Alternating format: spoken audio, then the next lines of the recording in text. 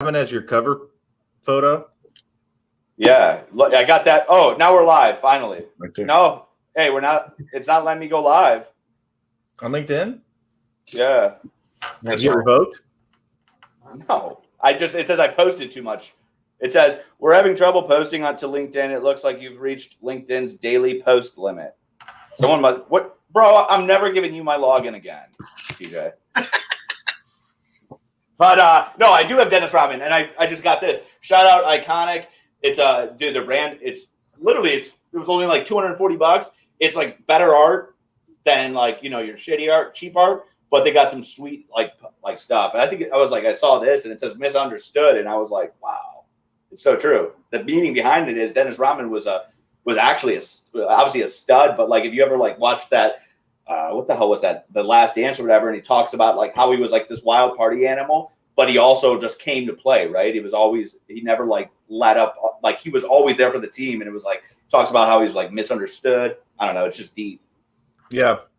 First thing you think when you think a guy, think he's distracted and he's not all in, but the dude was like 100%. He needed that. Yeah. Chicago loved him. Oh yeah. Chairman of the boards, man. But yeah, what was I talking about? I don't know. We're not on LinkedIn at all. Well, yeah. So where you finished off at was just it was more or less like control what you control. People know that the market's going to be like this, and that goes on both sides, right? That goes from being on the the sales side of things, or that is on the shipper side, right? Like I think is less. At the end of the day, you have to it goes back to anything scalable model, right? What do you want to have a scalable model? And let's face it, transactional is not going to get you a scalable model. These things are happening.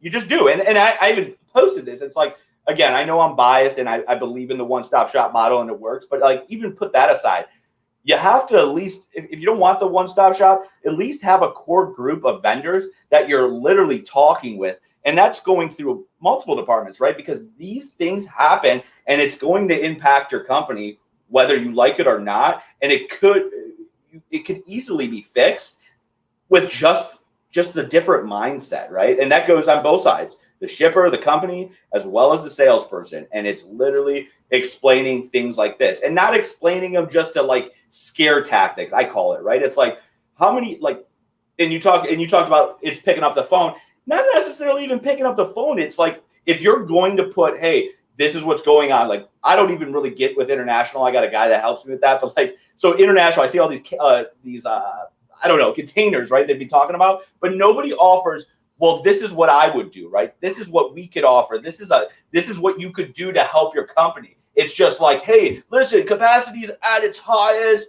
Oh my God, rates are spiking. The end. It's like, what? What value does that bring? It's like when I first started putting out just LinkedIn posts on just strategy I do, like I was doing that I think back when COVID started or whatever, and I didn't think anything. It was kind of just a lot of them were geared towards because I was on those Cassandra shows and I was just kind of hyped up and tagging some people or whatever. But like I had people reaching out to me like I didn't realize, that people are like actually really valued that stuff. Really liked it because it is. It's like, hey, this is happening right now. This is what I've been doing, or this is what should be done, or this is what you could do. Wait, you didn't think people valued that? Come on, dude. Because you don't know, for me at that point in my career, I didn't do much social media. It was ingrained in me, right? But I mean, people are like that rich are like, oh man, I never thought of it that way, or I never did it like that, or I didn't realize that some of that stuff was more.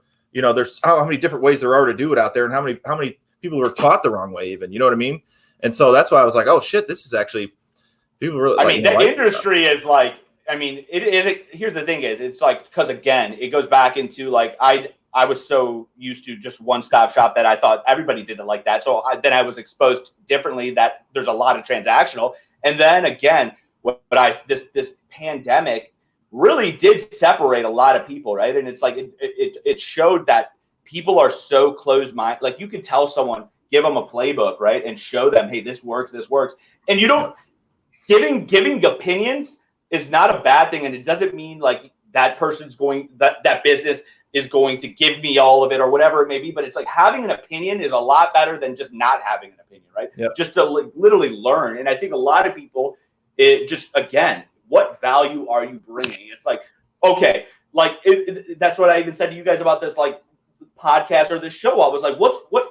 Yes, we bring value, but like we got to bring it even more, right? Like what value who's our target audience? Who do we want to reach? What value can I bring today? And that's like, I think whether that's business, life, your friends, what value are you bringing? And I think it's just, we constantly scare in our industry. We constantly just post, people just post to scare or post to scare customers. Like if you're not an educated company with your logistics and supply chain, of course, people are creatures of habit. People are going to constantly watch the media, read the media, and they're going to literally, you got to just tell them, hey, listen, this issue's happening, but here's a couple different ways to go about it that we can actually show you how to fix this.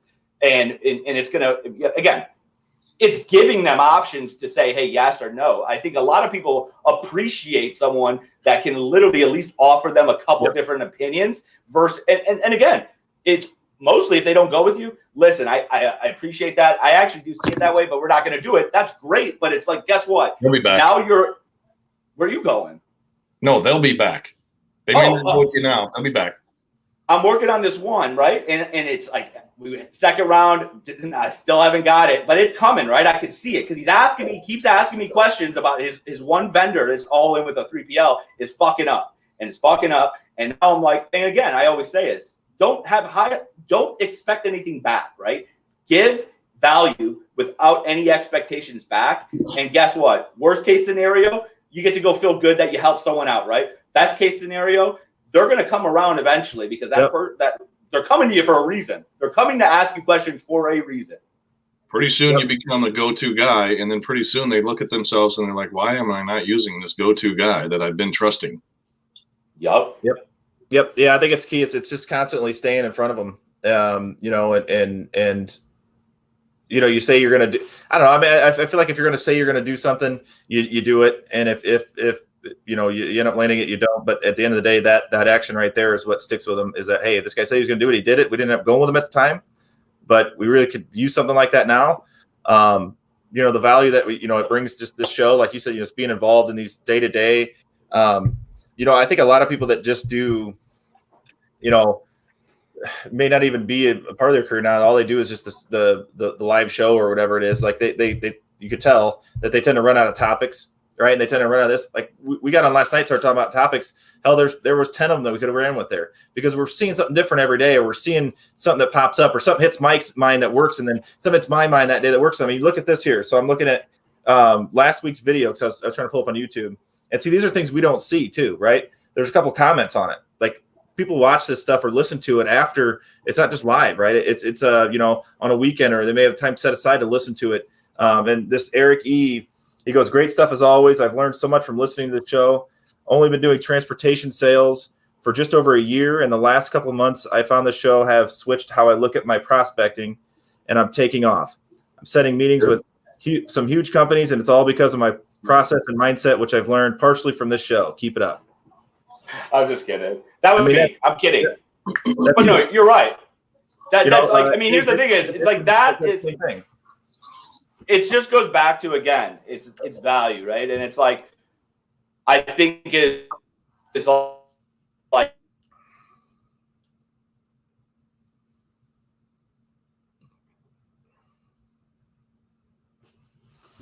well, we got everybody with technical difficulties here. Tony's back. Mike froze up, bro. Tony had to run and yell at the kids. They're fighting with the dog. Yeah. Mike froze up. He was he got really excited, and he's not even. It's not his internet. That's just him. He got so excited he gets paralyzed. He has seizures that he just. Yeah, it's like the opposite of epilepsy. Instead of like getting all shaky, he just goes completely still. So just give him a couple minutes and he'll breathe. But he's not wrong. I mean, the value that's out there from places. I mean, there's high level knowledge out there. There's low level knowledge out there. There's all kinds of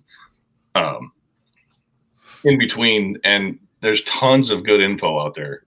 And there's 100 places you could steer someone, but we're just trying to be the place where you can go ask the questions, interact, comment on the YouTube, get on there. get on the Hold My Beer LinkedIn page and start talking. We'll answer. Yeah. Put comments in here on there. The whole point of this is like back when like the pandemic started and everything. I was kind of in a I don't know. I kind of just you get to a point in your career where you're like I was a little bit. It was only a year, but I felt like I was younger. I feel like I've grown up a lot in last year, but like I was kind of cocky, kind of had that know-it-all attitude. I mean, like things were going like I knew what I was doing. Yeah. And I think when you go into the pandemic, nobody knew what they were doing because they never dealt with it before. So I think, but I started talking with people and like just talking with them was like, I don't know, I was very humbled. I'm like, shit, I didn't know that. Like, or damn, I was doing it a whole different way. I'll tell you what, I that learned. Makes sense. Or like, just having conversations constantly with people. This show on LinkedIn, whatever it is, I'm like acting like I agree, but in the back of my mind, I'm like, holy shit, I was doing it a little bit different. That sounds way better. You know what I mean? Like those are ways that like no matter how much you feel like there's so many different ways to do it. And, that's the benefit. Don't feel bad if you're out there watching. Don't feel bad if you're new into the industry or if you're 8 years in and you're learning. Man, 8 years ago, I was garbage. I didn't know what the hell I was doing. Mike, you're 8 years. I was thinking back, man, 8 years ago, I was a terrible leader. You were hauling horses. No, I was at the steel place. But all this shit's made up anyway, so. I have pictures. Dude, you're muted. We can't hear you, Mike. He's having terrible technical problems today. Poor guy. Fire up the generator like the Amish guys. Never any issues with his hair, but with internet, it seems to be technology. It seems to be an issue. Awesome. I think that short sleeve denim button up got snagged on the mute button. There you go. Can you hear me? Yeah, we can. Aaron, I'm sorry. She goes, you spelled shepherd wrong. Well, it goes to show you, I'm not the smartest tool in the shed. I was actually Aaron, short of a Happy Meal. Mike's also a mentor. That was a test, and you passed. He wanted to see if you'd catch it. Very good job, Aaron. Hey, listen. No, that's actually smart though. Like sometimes, like it's funny as too because I'm random, but I minored in journalism, and like I've always had like ADD, right? It's like my fingers are so fast, and it's like I just don't even think sometimes, and that's an issue. So thank you, Aaron. What did I spell? Shepherd. Shepherd. Hey, hey, are you a sheep? Hey, I'm trying to talk shit, and I'm just like, that's the worst is when someone tries to talk shit on people, and then they spell it wrong. You're like, it's a sheep turd. It's a sheep turd. Hey, so when you froze up like in a position like, and I was like, Tony came back. He goes, "Oh, sorry guys, I was yelling at my kids," and I go, "Hey, no big deal." I go, Mike froze up, man. He got all excited. I read him that comment. I go, he goes, "What? Oh, internet?" I go, "No, it's not his internet. He's literally that's just him." I said he has the opposite of epilepsy. He doesn't start shaking or anything. He just goes like frozen. So it took him a little minute to get back, but he's good to go. Sheep turd. Sheep turd. All right, sheep turd. I can't get over that. We got a little bit off topic, but we're gonna roll with it here. So, let's get back on topic. How to capacity is a constantly changing thing. It's not something that everybody has or owns. It's something you got to go get or create, right? So how do you create that? If you look at the future, like let's talk a little bit about an outlook on what we're looking like capacity wise. So you can get that by talking with people by networking, by following the market, by talking to your customers. But you look at Tony. Sorry, but if there's any capacity in the RV industry, it's probably not going to be coming around very soon. Am I wrong? Oh. I don't really. Sorry.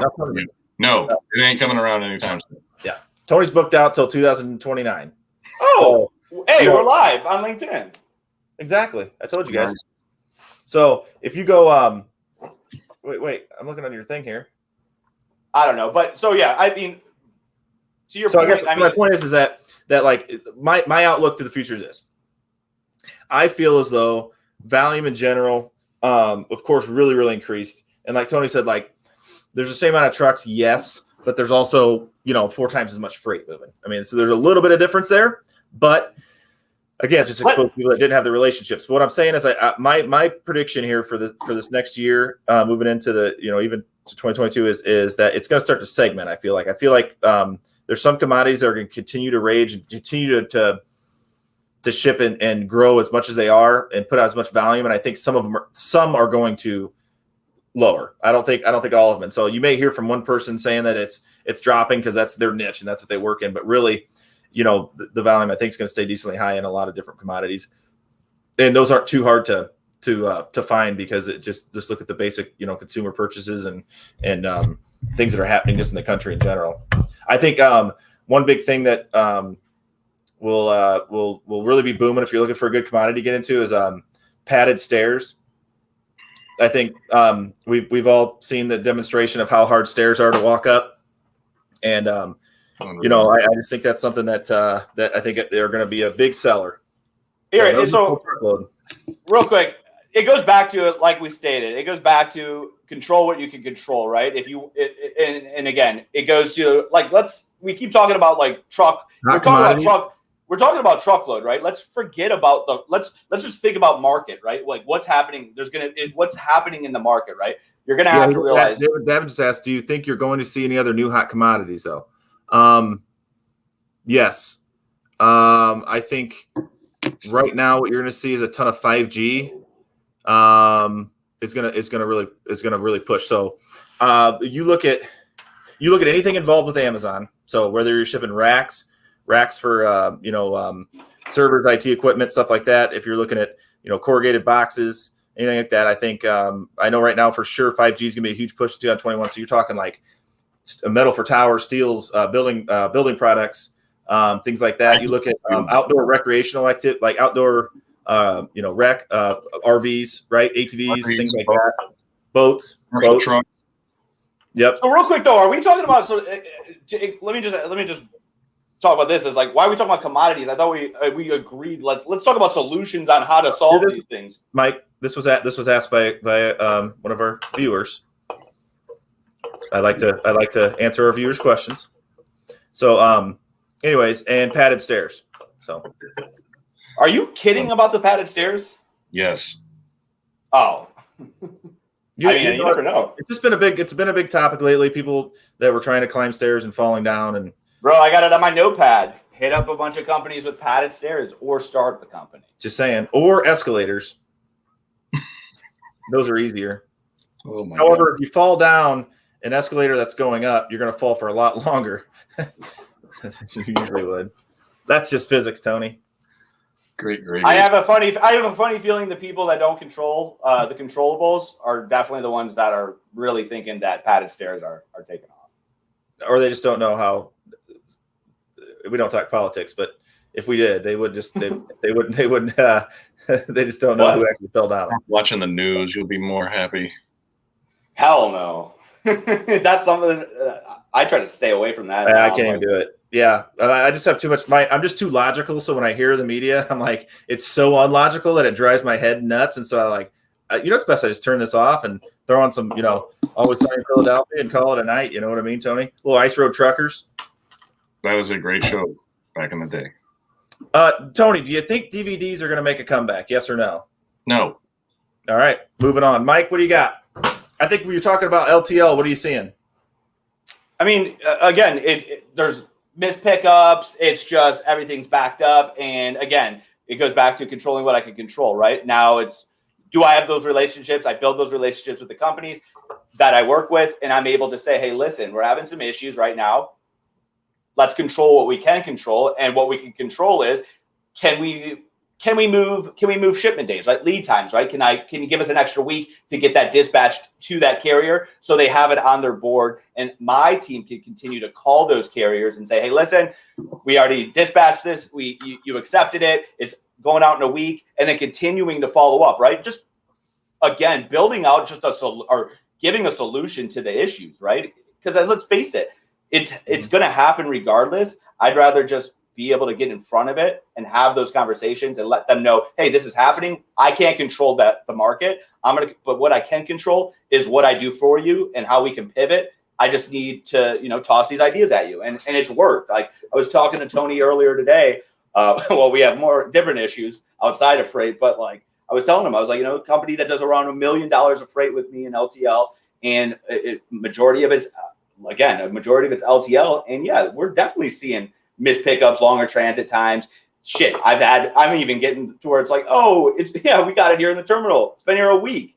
I'm like, what? So it's like, but those things are going to happen. Getting in front of it, controlling what I can control, and that's the solutions, how I bring it to the table. That's what I can control. I can't control the market. So I think that's more or less is doing it that way. Like, you know, like how do you have your stuff ready the day before you need to ship it because you got to call it in yesterday. Even not even call it. So we're like, yeah, with us, it's like we kick it over, EDI dispatch it, electronically shoots over. But dude, a day advance isn't even a day in advance. It's crazy. A day in advance is not even. I'm trying to say it. Give it a week at this point if you can. Again, I know that everybody can, but it's like for this one instance or for this one customer, it's like if you can, brother, like give me a week so we can, you know what I mean? Because it's like we'll get these, 30 orders that need to go out, and I'm like, okay, we can do this in short notice. But again, if we want to have if we're going to make things run smooth during this shitty time, we got to see if we can change some things. And that's the thing is, if you can have that conversation and at very least have the conversation and say, hey, are you guys able to switch a little bit, pivot your business model and be able to get everybody on board so we can, get an extra lead time or an extra week of lead time? This would actually benefit the entire organization. And maybe they can, maybe they can't. But again, it goes back to like we had talked about before we went live is are you the go-to guy? Hey, Mike's got he's a resource. Like we don't use all of his fucking ideas, but like at the end of the day, he's bringing, at least he's bringing an opinion. So I think that's the big thing. And the way you get that exposure and the way you get to learn even that stuff is, I've always told people, like, they ask me, like, how do I become good? Like, do I have to learn all this stuff? I'm like, no, literally, how I become good in this industry is that I said it earlier, problems are inevitable. They're just going to happen. It's just part of it. And this is one area in your life, which is very rare for people. Like most people go through life and do this, but you can't run from them. It's one industry where you can't run from the problems. They don't go away. And if you do try to hide from them, all it's going to do is just lead to your failure, your demise, because you obviously didn't handle. So it just comes down to how you handle problems, how promptly, how much you communicate, and how efficiently you handle problems. And once you do that, what it does is it gives you the confidence to continue to do that. The more problems you handle, the more experience you get. The more experience you get, the more confident you get. And then you start experiencing things. And then when you're talking to people, whether it's a customer, whether it's anybody you can bring value to, you start talking about what you've done that's worked, what you've seen that's worked. And not only that, but what you've seen that didn't work, right? Because you're still trying to solve it. Whether or not you handled the problem got, handled like with a good outcome or not, it still got handled, right? So you can say, hey, listen, I've handled every problem under the sun. And you got to put your pride to the side when you're doing it, because you're going to. Not only that, but then the great part is the more problems you handle, if you're good, you're saying to yourself, okay, I don't like that. I didn't like that feeling of going through that situation. How do I avoid it? So now you're saying, all right, I've handled enough problems. Now that's taught me how to be ahead of those problems. So now I'm more prepared, right? Like preparedness of, hey, before you do this, I talk to people, hey, I've already done this. If you don't do this tonight, I'm telling you, you're going to walk in the morning and you're going to be hammered by this, blah, blah, blah, blah, blah, right? I've been through it, right? So that's how that continues. Like it's all about handling problems, and it grows your entire vision and depth of the industry to a whole different level, because it opens up not only more opportunities, but just more confidence and knowledge as well. You talked about being a go-to guy. Watch this. I had a story where this was a while back, but we had a customer. It was Collect Freight. All right, so they arrange freight. They give me your skid stems. Here's the product. So I hate Collect Freight, but I love it. I don't want to deal with it, but whatever. Call Collect.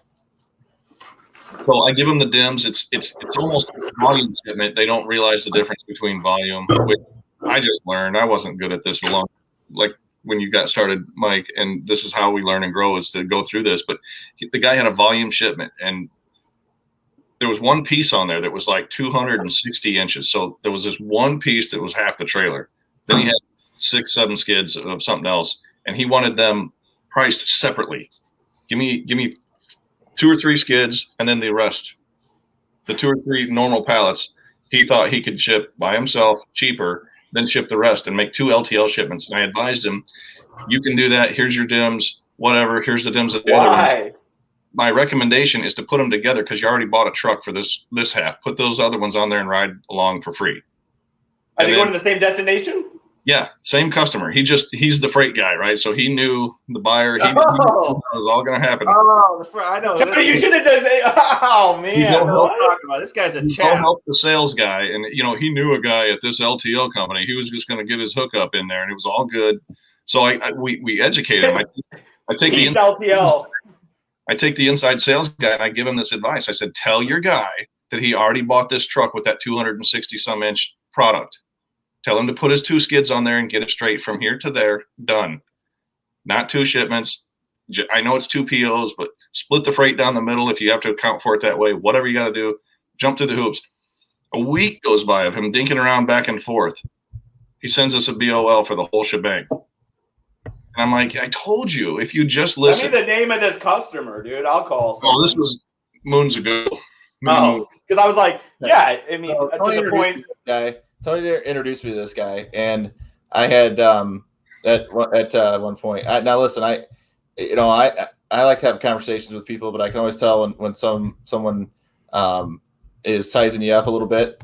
And so I had worked with him on a couple different things, and this was the same guy that reached out to me, like say on a Tuesday, and said, "Hey, I need a quote for this truck. What can you do for me?" So I gave a quote, and he said, "No answer, no response at all." And so then the next day, this had to pick up by 2 p.m. The next day at noon, he goes, "Hey, do you still have that truck available? Can you still get that truck?" I said, "Absolutely." And I gave him another rate, and it was probably about $800 more. And he goes, "I thought we were at this 1,400 or whatever from yesterday." And I said, he goes, "Why would the rate change?" I said, "Well, here's why. You asked me yesterday for my rate. All you were doing was rate shopping.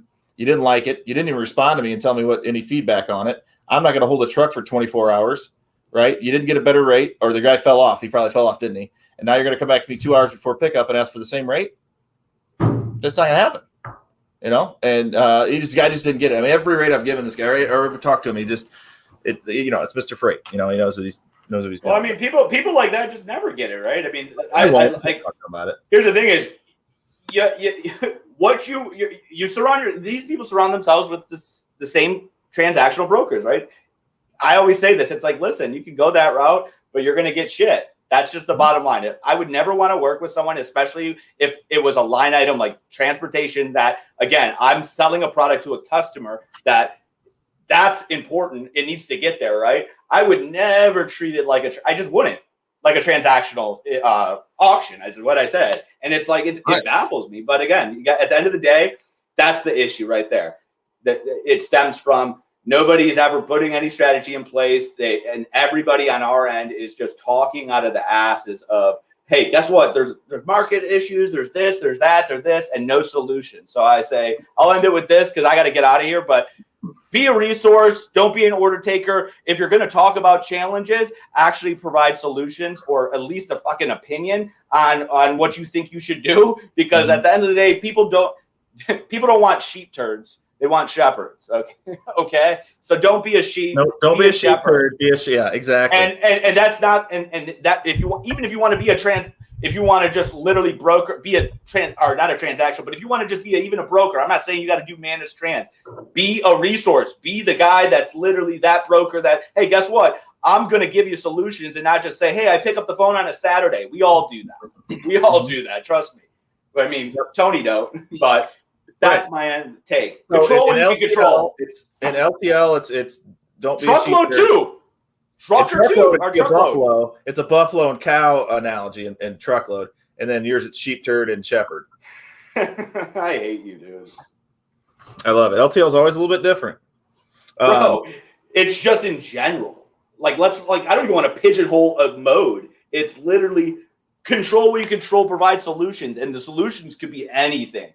I would just say is go read some Google documents or reviews on how to scale a supply chain and how to fix things in an industry that is going through a pandemic, and come up with something, because listen, that needs to happen. And if you're going to use it as a sales tactic, excuse my language, use it.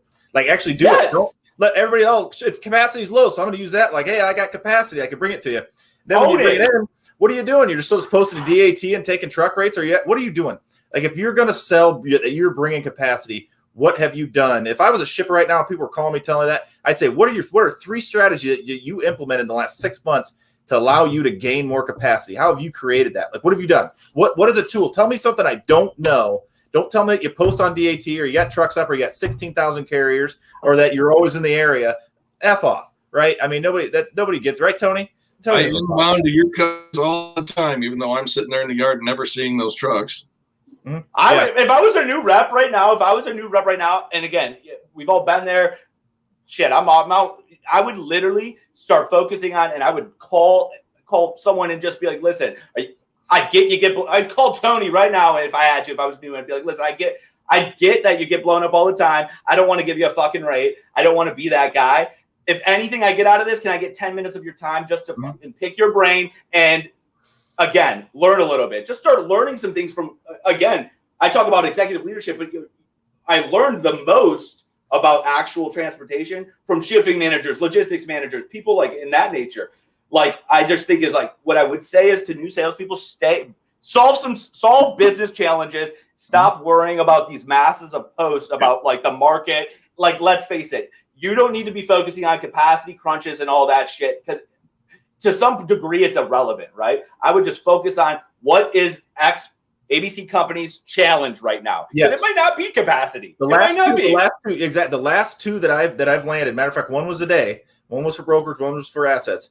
I knew what they shipped, right? I knew exactly what they shipped, and I knew what type of equipment they used, right? Now, I actually have extra of that type of equipment over at our yard that came off of an automotive project, right? So I reached out to them basically saying, hey, I've got these that I need to reallocate these trailers. I've got a couple other things in the pipeline. However, I know your area. I know what your commodity and how it is. A couple drivers actually I've talked to, which I have actually know it. And I think these would fit well. I've got some other opportunities, but I wanted to reach out to you first. And then I actually, in the email, put a picture of all 10 of those trailers that are sitting over there in our yard, right? Just so they know, like, hey, listen, he's actually got them or whatever it was. And the guy literally responded with like, hey, thanks for thinking of us for this opportunity. I'd love to set up a call and talk more. And I'm thinking to myself, thanks for thinking of me. Like, thank you. You know what I mean? Like, I should be thanking you. You know what I mean? At the end of the day. But that was an approach of like, hey, this is what I've got. This is what I can do. This is a challenge I know you have, because I had talked to people. I had two drivers that were in the area and were talking about how they were hurting for this type of equipment because they had changed their specs or DIMs or whatever it was. And so I knew that they had that issue. And then I also knew I could utilize it. So it's like, hey, here it is. This is what I've got. I know it's a challenge for you. Let me know. Also, here's a picture of them sitting in my yard. You know what I mean? Yep. That's massive. That's massive. You come in there and tell me what I'm shipping. I mean, I get hit up all the time with brokers on LinkedIn, and they're this cookie cutter. Here's my carrier pamphlet or whatever, and they're trying to sell me truckload, train load, LTL, all of this stuff. I don't ship like this. Hey, I got a good rate. I don't even have any freight. I mean, we're delivering local on our own. That's the best part is I guarantee you probably get blown up by people that actually watch you say I don't have any freight, and they're probably like, which again, I could see maybe once or twice the person that says they have no freight usually does. But like, seriously, after 10 times the guy says he has no freight, either he doesn't like you or he doesn't have any freight. Either way, fucking go on to the next one. Research, right? I researched so much that my sales thing to Tony, and the reason why I landed him just to be on the show is I was like, hey, Tony, I know that you've got a challenge every morning. I see that you go to put your coffee cup in your right holder, but that's where you actually keep your other set of keys, and so you have to put it your left. Now, I know you're looking for another set of cup holders. I actually bought it at the gas station, and we talked about it. Now, the other thing is research is like, listen, somebody put the other day is like, if you're going to like be on LinkedIn, you should answer when somebody direct messages you. I'm sorry, I get 50,000 direct messages every day trying to sell me a TMS system or something, and none of them get my freaking name right. They either say, Knutson, hi, as we all go through this pandemic, it's been 18 months, right? So listen, and here's my deal. I know sales, the perseverance, I love it. But somebody the other day, I was like giving feedback. Somebody the other day is like, hey, TK, it was like their fourth message they sent to me. They're like, TK, I like to be professional in my perseverance or whatever. And then I responded to it. I said, listen, hey, I love the perseverance, but I will give you a little advice here. Do just a little bit more research because I love the perseverance, but in order to be more professional, you'll have to get the person's name correct.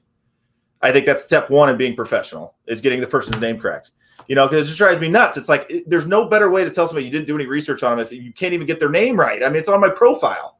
Don't use someone's last. I'm sorry, I come back. I'm like, don't use someone's last name. Like that's like, I mean, TJ's not that hard of a name. To answer me this, are there foreign countries that the last name is actually the first? I mean, I don't know, but like, I would never say. I bet you. Who? Like, I get a ton of them that just say Knutson instead of TJ. You know, I get tons of Darnell. Did they ever say Mr. Darnell? Like someone called me Mr. Mr. Michael, and I was like Darnell, comma. Darnell, yeah, or Knutson, comma, yeah. Either way. I mean, you know what it is? You know what it is? It's one of those mass sales software things that sends out all those messages and they get it wrong. Yep. Yeah, I mean, hard enough, you get Jim or something in the body where they forgot to change the second one. Here's what I gotta say to that. I don't give two shits. If at least they're trying, right? I'll never shame anybody. I'll never shame man. You can call me a dick as long as you literally are reaching out. Like I'm a salesperson, but I think anybody in general that actually has like anybody that can shame anybody for anything on a sales side that's just trying to make a living can go. Truthfully, I think there's just a shit person. But you got to get feedback. That's my thing. Oh yeah, I don't understand him. Every time that I ever say anything back to him, I always say, "Hey, I've been in." You'll never get back. You'll never get a response. I've been in sales. You never get a response back. No, I would say I've been in sales. I love the perseverance. Keep grinding on it. However, to really don't waste your time. Do this, you would try to do this different, or try to maybe first things first, get my first name right. But like things like that, like that's a key thing. That's an attention to detail, or that's whatever, and like try to give some sort of feedback. Because I remember being the new sales guy sending out these emails, and they were clumsy as hell. And I'm sure people were probably like, "This guy's an idiot." I mean, dude, at the end of the day, it's like more or less like, like you said, it's like and then I love it. I think it's off topic, but kind of on topic. I think it's funny is when older men will try to like prospect me and I'll just give them some advice back and it's just shitty. But I'm just like, yo, you should try it this way, or that's interesting. They literally, I've been lit up. You should. I gotta send it to you guys. This guy's like, I know you're some type of influencer, and I was like, do you think make it? I said, one, I have 5,000 followers. I'm not, and get like an average of 3 likes. I'm not an influencer. 2, do you think that was cool? I don't even know what you do, and you're talking shit to me. Do you want to be with me or not? I get brokers all the time when I say no, thank you. We don't have freight. I don't. Even if I had freight, I'm not going to deal with a broker right now. I have some carrier relationships that I carried over from other jobs, and they look at you and they're like, they try and tell you something different. You're like, what? I'm not lying to you. You do it. Hey, you do have freight. Feedback's good though, because they may not know, so they think they have something slick, right? So like a guy like last week was like, "Hey TJ, in the midst of this pandemic, most companies are having to adapt.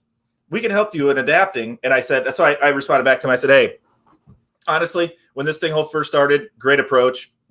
Touch on the situation or whatever. I will tell you, 95% of sales emails right now start off with in the midst of the pandemic, and also it's been like 13, 14 months." So if there's companies that haven't adapted yet to this point, it's probably not, there's multiple. So what I said, if you've got a great product or a great service to sell, come right out with that right now, because, I just tried to tell him, I would just come out with that right now, but he may not know that every sales email going out says, in the midst of this pandemic, how can we help you? Like that's what every one of them says. He may not know that. He may it's just like, here's the thing is like common sense. Common sense, TJ. But he may. I don't know. I don't know if he's brand new. I might give him some advice. Brand new what? Brand new to talking? I think there's got to be a fine line of common sense. Again, I always thought about this. It's like, why would I ever want to start the conversation already on a shitty note, right? Think about it. Hey, I know I'm calling you during these uncertain times. Like, if they're having a shitty day, or if we all know a pandemic's happening, they'll bring it up to me if they want to talk about the pandemic, right? I'm going in there with a fucking high energy mood. Hey, listen, this is what I can help you on, like I always could. And if they want to say, well, we're in a pandemic, then you transition. But I'm not going to start the freaking conversation with, hey, dude. Now you're critiquing. You're critiquing. You got to provide. I provide alternatives, whether or not I think they're dumb as hell or not. Right? Because I'm thinking, you know what? I'm going to give this guy an alternative. He's going to change his freaking sales email, and then he's going to land the biggest customer of his life. His wife's happy. He just had a kid, and I have no idea. I just helped this dude's life out. You did. Hey, we should do some live cold calls next week, and I'll be like, hey, my name's Mike. I know we're going through some challenging times with the vaccine and everything. Have you adapted yet to the pandemic? Are you back? 15 months. Have I adapted yet? You son of a bitch. Hey, it's like, listen, I'm just calling you to see if you're vaccinated. By the way, do you got any freight? It's like, come on. It's like, that was kind of cool. It's like, hey, TJ, everybody in today's during a pandemic, your competition is not standing still. During a pandemic, they're strategizing. And to move forward and to sustain their growth, we provide solutions so that you can keep up with them. And I'm like, man, it's been over a year, and I know my competition is not standing still. And I just put in there something about how I've already passed my competition. I appreciate it though. Best of luck to you. But like, I love the brokers. They get on there and they say, "Hey, I'm with." They don't even tell you who they're with because they're embarrassed by it. But then they're in sales. Total Quality. They say Total Quality instead of TQL or Total Quality Logistics. They try to change the name. No, they'll just. It's not even them. There's 100 of them that are like that. But they'll tell you how great they are and what they're doing to help everybody, and then they'll tell you, please give me a contact and we'll set up a call. And I'm like, hey, I don't have any freight, first of all, because we deliver local on our own fleet. Secondly, no offense, but I've got carrier relationships. And then they say, well, I see you're dealing with us already. I'm like, wait, me? No. I work at a place that has 90 locations all over the world. Yeah. It's like It's you. I sometimes I believe that people don't even really know how to talk to people anymore. It's like, have you ever, like, I think it comes down to it. And again, yes, you got to guide people if we're talking about sales, but at the end of the day, it's like some people just don't belong in sales, right? Like, let's just face it. It's the hard truth. Like, it's like, wait a sec. Like, I remember the first hire or second hire I made, we ended up parting ways, but he like hugged me. I took him to Hooters, but like, he said it. He goes, yeah, dude, he knew he was having I was going every step with him. I was in the trenches with him. That was like, I was like, yo, Tommy, Southern guy, big dude. I was like, he's such a charmer. I didn't need an account manager, but that's what he was. And I was like, we're at Hooters. And I was like, are you happy, dude? And he's like, man, I don't like sales. And I'm actually friends with him. Hopefully he watches this. But like, some people just need to realize if they can't really go out and talk to people like a normal human being, yes, there's don't be angry with them until you know. That's not going to sell them. Dude, it's like, hey, about the pandemic. It's like I'm a face-to-face guy. I sit with you face-to-face. We're gonna be friends. Like we're gonna and have good conversations. Not even about friends. It's like, listen, even dating. Like we're gonna be friends, Mike. That's what I do. Yeah, well, we're friends, but like now we're friends. I mean, you've provided a little value to me, so I'll keep you around. But like, no, but like, I think more or less. It's like dating. I always say, it's like, listen, be direct, right? Like, enough with the fluff. Everybody gets the fluff. It's like, we all know we all care about ourselves, first and foremost. It's just in human nature, and nobody wants to say, hey, I care about me. If you don't care about yourself, how can you even care about another human being? It's like love, right? So it's like, get to the point, become friends later down the road, if that ever happens. But how about you figure out if you can actually provide value before you go on this long wind of rants and saying, hey, I can do this, and this. And guess what? I literally stalked you for hours. I love that you went to this college. No, just straight up. Hey, dude, I want to know, you don't got freight, you got freight. I want to be able to know if you're ever give me a shot. If not, okay. Yeah, I don't have time to dilly-dally around. That's why we're going to be friends on the first date. We're going to be best friends. I mean, Tony don't even answer our calls. Tony don't even answer our texts, and we're on a group text message. Good. So that goes to show you he ain't answering. Well, we'll all ask him a bunch of questions in a group message, and then he'll send an article about some vessel that's stuck or something like, hey, check this out. We're like, Tony, we asked you a question. This crap is fun. Dude. Go track it and see this giant ship sideways in the canal. They said a 31 mile an hour wind gust blew it sideways. All right, we gotta get out of here, guys. Yep. I've got sales emails to send out and sales calls. Nothing. Call them up. Hey, I had a sales guy the other day send out one for St. Patrick's Day. I said he led the sales email off at the top of the morning to you. And then he ended up saying, if you've got a pot of gold that you need to get to the end of the rainbow, we're known for taking care of that. Cool. The person actually responded back and laughed. I thought that was pretty cool. Sometimes you can do that shit, just be funny. I mean, there's no way. All right. Hey, we haven't had dad joke in a long time. Well, what? Haven't had dad joke in a long time. What the surgeon said who insisted on closing his own incision. Suit yourself. Oh. I hope he just ended that. He said, dude, you're awesome. Peace. I'm out. Love you. If you want more on your hamburger, just say cheese.